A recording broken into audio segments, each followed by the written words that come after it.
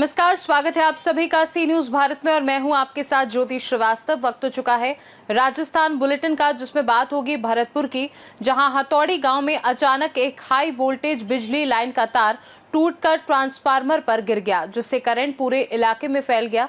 साथ ही बात होगी चूरू की, जहां चूरू एसपी जय यादव सुजानगढ़ दौरे पर रहे। इस दौरान उन्होंने कोतवाली थाने का अवलोकन कर अधिकारियों की क्राइम की मीटिंग को लेकर आवश्यक दिशा निर्देश दिए। ऐसी तमाम खबरों पर विस्तार से होगी चर्चा। खबर भरतपुर के हथौड़ी गांव से है, जहां अचानक एक हाई वोल्टेज बिजली लाइन का तार टूटकर ट्रांसफार्मर पर गिर गया, जिससे करंट पूरे इलाके में फैल गया। हादसे में कई घरों में करंट दौड़ गया, जिससे लोग झुलस गए। घटना में 27 वर्षीय युवक जो एलडीसी के पद पर कार्यरत था, उसकी मौके पर ही मौत हो गई। उसके पिता भी करंट की चपेट में आकर घायल हो गए। गांव के महिलाओं, बच्चों सहित कई अन्य घायल हैं, जिन्हें भरतपुर के स्थानीय अस्पताल में भर्ती कराया गया है। घटना की गंभीरता को देखते हुए भरतपुर जिला कलेक्टर कमर चौधरी अस्पताल पहुंचे, घायलों का हाल जाना और परिजनों से बातचीत की। कलेक्टर ने डॉक्टरों को बेहतर इलाज सुनिश्चित करने के निर्देश दिए। स्थानीय लोगों का कहना है कि गांव में बिजली के जर्जर तारों की शिकायत कई बार की गई थी, लेकिन कोई कार्रवाई नहीं हुई। मामले में प्रशासन ने बिजली विभाग को जांच के आदेश दे दिए हैं। देखिए, कल इवनिंग में एक ट्रांसफार्मर का बुकिंग बस्ट हो गया। उसकी वजह से उस पूरे एरिया के बीच में जो है वो एक अर्थिंग टाइप का करंट फैल गया। उससे 3 लोग घायल हो गए और एक कैजुअलिटी हो गई। जो डेथ हो गई है वो वेद CHC के ऊपर है। बाकी के लोग 2 लोग यहाँ पे रात को रेफर किए थे। डॉक्टर्स ने अच्छे से उनको देखा है कि रात को अच्छे से उनको मॉनिटर कर रही थी। एक खतरे से बाहर, दूसरे जो हैं उनके ऊपर भी इलाज चल रहा है। एंड डॉक्टर्स की टीम को बताया है कि कंटिन्यूसली उनको देखते हैं। भरतपुर से सी न्यूज संवाददाता देवेंद्र सिंह सोलंकी की रिपोर्ट। चूरू एसपी जय यादव सुजानगढ़ दौरे पर रहे। इस दौरान उन्होंने कोतवाली थाने का अवलोकन कर अधिकारियों की क्राइम की मीटिंग को लेकर आवश्यक दिशा निर्देश दिए। इस अवसर पर पत्रकारों से रूबरू होते हुए एसपी जय यादव ने कहा कि चूरू जिले में गैंगस्टरों पर नकेल कसी जा रही है। इसमें पुलिस को बड़ी सफलता भी मिली है। उन्होंने कहा कि सुजानगढ़ शहर और ग्रामीण में कुल 18 जनों की लिस्ट बनाकर जाँच की जा रही है, जिनके तार किसी न किसी रूप से गैंगस्टरों से जुड़े हुए हैं। शीघ्र ही इन पर प्रभावी कार्रवाई की जाएगी। इससे पूर्व कोतवाली थाना पहुंचने पर एसपी को गार्ड ऑफ ऑनर दिया गया। कोतवाली थाने में श्री सिद्धि गणेश सेवा समिति मंदिर की ओर से समिति अध्यक्ष अरविंद सोनी, सचिव सुरेश अरोना, कोषाध्यक्ष गोपाल सोनी ने एसपी को दुपट्टा उड़ाकर गणेश भगवान की फोटो भेंट कर किया। इसके साथ ही श्रीमेर क्षत्रिय स्वर्णकार सभा के अध्यक्ष अरविंद सोनी, मंत्री प्रकाश मायाच, सहदेव करेल आदि ने एसपी यादव को प्रतीक चिन्ह दुपट्टा उड़ाकर स्वागत किया।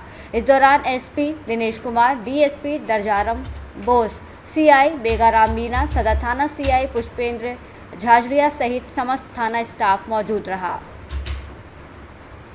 जो चूरू जिले है, गैंगस्टर्स जो है यहाँ पे जो विदेशों में बैठे हुए हैं, यहाँ पे नए नए जो युवा होते हैं उनको रिक्रूट करते हैं, फॉलोअर्स बनाते हैं और उनसे वारदातें कराने का चूरू में चलन रहा है। चाहे राजगढ़ में हो, सुजानगढ़ में हो, हर जगह इनकी एक्टिविटीज़ रही हैं। उसके तहत चूरू पुलिस ने लगातार AGTF के साथ मिलके बड़ी संख्या में हमने इनके जो गैंगस्टर जो यहाँ पे नेटवर्क चला रहे थे पूरा, वो विदेशों में बैठ के उनसे चलवा रहे थे। और उनमें हमने काफ़ी लोगों को अभी तक गिरफ्तार कर चुके हैं, जिनमें मेनली प्रवीण जोड़ी, चीतू जोड़ी, एक देवा जाट है जो विदेश भागने वाला था फर्जी पासपोर्ट से, उसको पकड़ा गया।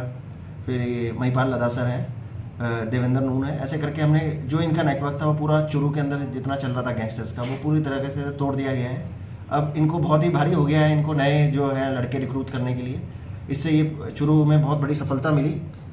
इसके अंदर हमने अभी तक इनसे 25 पिस्टल, 13 देसी कट्टे, 16 बंदूकें और 200 से ज़्यादा कारतूस इन गैंग के लोग जो तो अलग अलग जगहों पे इन्होंने रख रखे थे चूरू जिले के अंदर, वो हमने इनसे रिकवर करे। जो इन्होंने सेव करके एक स्लीपर सेल टाइप बना रखा था, ताकि इन हथियारों को ये कभी भी कोई घटना करनी हो, किसी को भी मारना हो या किसी को भी डराना हो तो उस हथियारों का यूज़ करें। तो इन हथियारों की रिकवरी होने से और इनके लोगों को गिरफ्तार होने से इनका नेटवर्क चूरू में लगभग टूट चुका है। तो ऐसे ही हमने 200 से ज़्यादा लोगों की सूची जो बना रखी है, जिसके अंदर सुजानगढ़ के भी काफ़ी अपराधी हैं जो इनके संपर्क में हैं या इनको फॉलो करते हैं या इनके लिए काम करते हैं। उनके हम लगातार उनका पीछा कर रहे हैं, उनको ला भी रहे हैं, उनसे भी काफ़ी रिकवरियाँ हो रही हैं। तो ये लगातार ये कार्रवाई जारी है, ताकि चूरू में कोई भी जो इन गैंगस्टरों से जुड़ा हुआ है व्यक्ति वो हमसे बचे नहीं और ये नेटवर्क जो है पूरी तरह से ध्वस्त कर दिया जाए, ताकि चूरू गैंगस्टर से फ्री हो जाए। चूरू से सी न्यूज संवाददाता पवन की रिपोर्ट। बीदासर में राज्य सरकार के अवैध निर्माण रोकने के आदेशों की धरातल पर खुलेआम पालिका द्वारा धज्जियां उड़ाने का वीडियो सामने आया है। एक दुकान के प्लॉट बिक्री कर आमजन के जेब को लूटकर पालिका कर्मियों से साठगांठ कर बिना भूमि रूपांतरण के निर्माण कार्य संपूर्ण करवाए जाते हैं। पुराने बस स्टैंड पर नोखा सीकर स्टेट हाईवे पर सिविल न्यायालय के समीप ही बेखौफ अवैध रूप से बिना राजस्व जमा करवाए व्यावसायिक प्रतिष्ठानों के लिए पिलर बनाकर नंबर अंकित कर सफेदी से चिन्हित राजस्व को भारी चूना लगा रहे हैं। मजे की बात यह है कि निर्माणकर्ताओं में भय नाम की कोई झलक नहीं दिख रही है। चूरू से सी न्यूज संवाददाता पवन शर्मा की रिपोर्ट।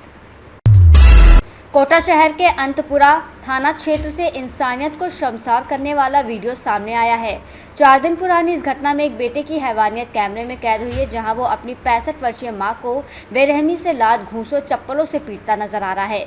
घर के अंदर बच्चों की चीखें गूंजती रहीं, लेकिन दरिंदे बेटे दीपू मेहरा पर कोई असर नहीं पड़ा। पीड़िता मां संतोष बाई ने अंतपुरा थाने में रिपोर्ट दर्ज करवाई है। उन्होंने बताया कि 20 जुलाई को दोपहर करीब 12:30 पर बेटा दीपू अचानक घर आया और गेट को तोड़कर अंदर घुसा, तोड़फोड़ की और फिर माँ बाप पर टूट पड़ा। माँ को जमीन पर पटक कर पैरों से रौंद दिया। वीडियो सामने आने के बाद पुलिस भी दंग रह गई और मामले की गंभीरता को देखते हुए दीपू मेहरा के खिलाफ केस दर्ज कर लिया गया है। अब पूरे इलाके में इस कलयुगी बेटे की करतूत पर गुस्सा और सन्नाटा दोनों छाया हुआ है। कोटा से सी न्यूज संवाददाता सुरेश कुमार पटेरिया की रिपोर्ट। फिलहाल के लिए राजस्थान बुलेटिन में बस इतना ही। देश दुनिया की बाकी खबरों को जानने के लिए आप देखते रहिए सी न्यूज भारत।